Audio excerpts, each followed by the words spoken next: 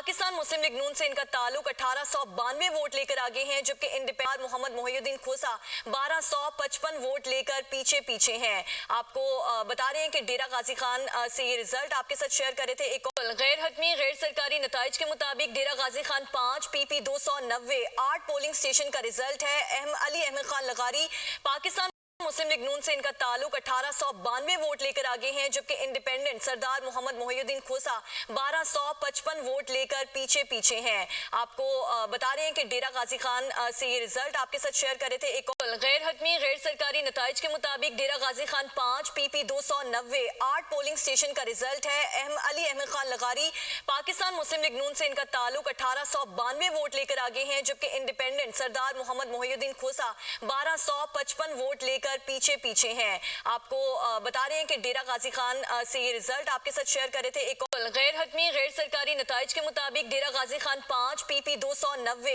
8 polling station का result है।